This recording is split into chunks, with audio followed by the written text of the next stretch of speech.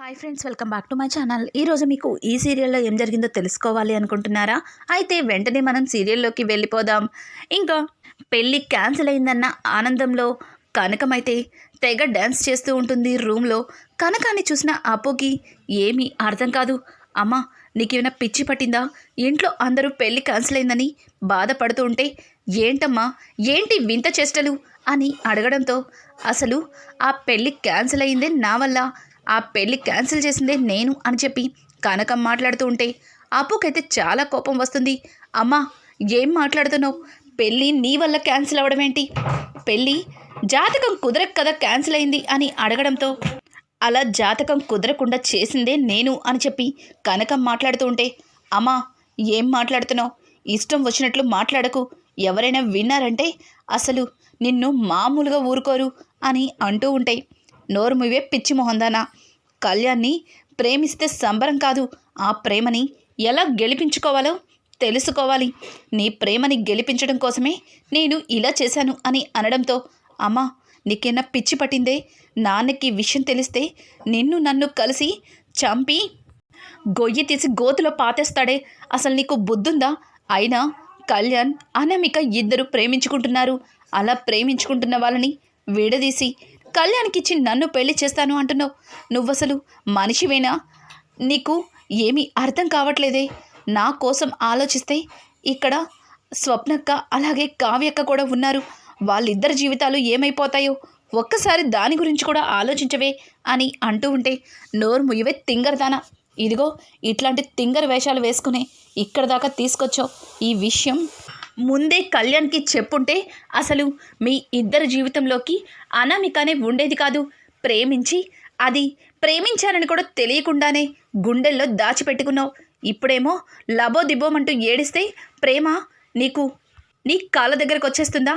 కాసేపు నోరు మూసుకొని ఉండు, నేను ఎలా చెప్తానో అలాగే చెయ్యి అని చెప్పి కనకమైతే ఇక అప్పుకి చెబుతూ ఉంటుంది. అప్పుకి మాత్రం కనకం చేసే పని ఏ మాత్రం కూడా నచ్చదు. ఎందుకంటే అప్పటికే కావ్యని అలాగే స్వప్నని ఆ ఇంట్లో ఒక పురుగుని చూస్తున్నట్టు చూస్తున్నారు. ఈ విధంగా అప్పు పెళ్లి చేసుకుని వస్తే ఇంకా వాళ్ళిద్దరికి కూడా ఆ ఇంట్లో లైఫ్ ఉండదు అని అప్పు మంచిగా ఆలోచించి, అమ్మకి ఏమీ అర్థం కావట్లేదు, ఈ విషయాన్ని నేను ముందు కావ్యక్కకి చెప్పాలి అని చెప్పి అప్పు తన మనసులో అనుకుంటుంది. ఇక్కడ చూస్తే అనామిక పెళ్లి క్యాన్సిల్ అవ్వడంతో ఏమీ అర్థం కాక కళ్యాణ్కి కాల్ చేస్తూ ఉంటుంది. కళ్యాణ్ అప్పటికే చాలా డిసప్పాయింట్లో ఉండి అనామిక ఎన్నిసార్లు ఫోన్ చేసినా కట్ చేస్తూ ఉంటుంది. ఇంకా ఫైనల్గా అనామిక లాస్ట్ టైం కాల్ చేస్తాను, లిఫ్ట్ చేస్తాడా? సరే, లేకపోతే అని చెప్పి అనామిక తన మనసులో ఒక గట్టి నిర్ణయం అయితే తీసుకుంటుంది. వెంటనే కళ్యాణ్కి ఫోన్ చేస్తుంది. అప్పటి వరకు కట్ చేసిన కళ్యాణ్ ఆ ఫోన్ని లిఫ్ట్ చేసి, ఏంటి అనామిక, ఎందుకు అన్నిసార్లు ఫోన్ చేసి ఇబ్బంది పెడతావు? ఇప్పటికే ఇంట్లో జరుగుతున్న అనర్థాలకి ఇదంతటికీ కారణం నేనే అని తెలిసిన తర్వాత నాకు గిల్టీగా ఉంది. అసలు నోట్లో నుంచి మాట కూడా రావట్లేదు.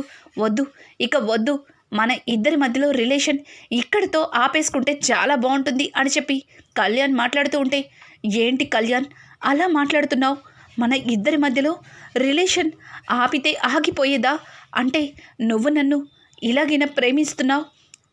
నీతో జీవితాన్ని పంచుకోవాలి అనుకున్నాను, అంతేగాని ఇలా అర్ధాంతరంగా నా జీవితంలో నుంచి వెళ్ళిపో అని చెప్తావని అస్సలు ఊహించలేదు అని అనామిక అయితే ఇక కళ్యాణ్తో అంటూ ఉంటుంది. కళ్యాణ్, చూడు అనామిక, మనిద్దరం ఒకరికొకరం ఇష్టపడ్డాం, చాలా గాఢంగా ప్రేమించుకున్నాం. కానీ మన రెండు కుటుంబాల కోసం మనిద్దరం విడిపోవాలి. ఒక మంచి జరగాలి అంటే ఒక చెడు కూడా జరగాలేమో, మరి అదే ఇదనుకుంటా మన ఇద్దరం విడిపోతేనే మన రెండు కుటుంబాలు సంతోషంగా ఉంటాయి అనుకుంటే జీవితంలో నేను నీ మోహం కూడా చూడను. నాకు నా కుటుంబమే ముఖ్యం, నా కుటుంబ సంతోషమే నాకు ముఖ్యం అని చెప్పి కళ్యాణ్ ఇక ఫోన్ కట్ చేస్తాడు. కళ్యాణ్ అన్న మాటలకి అనామిక అస్సలు తట్టుకోలేదు. ఇంట్లో అన్నీ కూడా విసిరి కొట్టేస్తూ ఉంటుంది. ఇంతలో అనామిక వాళ్ళ నాన్న అమ్మ వచ్చి, అమ్మ అనామిక, ఎందుకమ్మా ఇలా చేస్తున్నావు?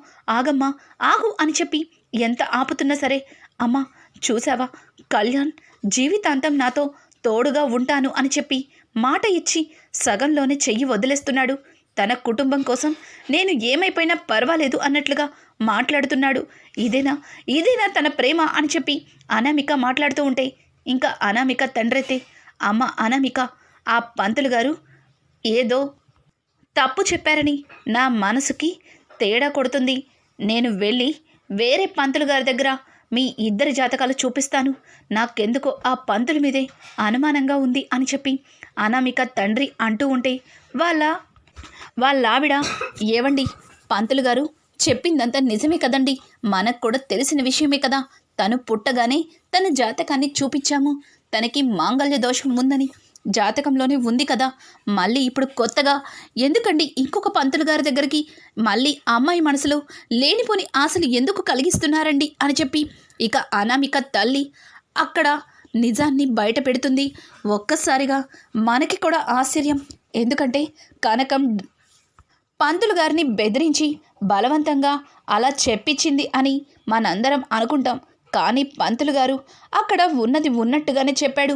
ఒక విధంగా కనకానికి కూడా అది ఒక హెల్ప్ లాగే అవుతుంది. ఇంకా అనామిక వాళ్ళ అమ్మ, వద్దండి వద్దు, ఎందుకు ఇన్ని గొడవల మధ్యలో ఈ పెళ్లి జరగడం అని అంటూ ఉంటే, పిచ్చిదానా ఇన్ని గొడవలేంటి, అసలు ఈ పెళ్లి జరగడానికి అమ్మాయి కళ్యాణ్ బాబుని ప్రేమించడానికి అంతటికి కారణం నేను అని అంటూ ఉంటే ఒక్కసారిగా వాళ్ళ అమ్మ ఆశ్చర్యపోతూ అనామిక అలాగే వాళ్ళ నాన్న వైపు చూస్తుంది. అనామిక కూడా, అవును అవును మమ్మీ, ఎక్కడో అమెరికాలో చదువుకుంటున్న నన్ను తీసుకొచ్చి నాన్న ఇక్కడ పెట్టారు అంటే నీకు అర్థం కాలేదా?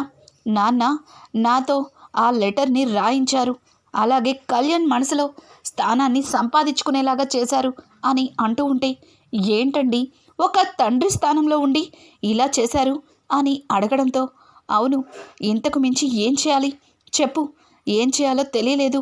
దుగ్గిరాల వారింటికి నా కూతురు కోడలిగా వెళ్ళాలి అంటే ఏదో ఒకటి చెయ్యాలి అని చెప్పి ఇక అనామిక నాన్న చెప్పే మాటలు విని వాళ్ళ ఆవిడ ఒక్కసారిగా షాక్ అయిపోతుంది. ఏంటండి ఇదంతా ఏంటి, నాకేం అర్థం కావట్లేదు అని అడగడంతో, అవును, నేను ఎవరో కాదు, ఆ ఇంటి ఆడపడుచిన రుద్రాని వాళ్ళ తమ్ముణ్ణి.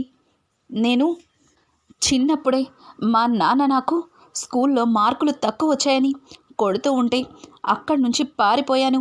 ఆ తరువాత కొద్ది రోజులకి తిరిగి వచ్చేసరికి మా నాన్న చనిపోయారు. అప్పటికే మా నాన్న చనిపోయి రుద్రాని అక్క ఆ ఇంట్లో వాళ్ళ ఇంటి ఆడపిల్లలాగా పెరుగుతుంది. మళ్ళీ నేను వెళ్తే తనకి ఉన్న స్థానం కూడా పోతుందేమో అని ఆలోచించి నేను ఆ ఇంటికి దూరమయ్యాను. ఈ రోజున ఈ పొజిషన్కి వచ్చాను. కానీ రీసెంట్గా రుద్రాని అక్కని కలిశాను. జరిగిందంతా కూడా అక్కతో మాట్లాడాను.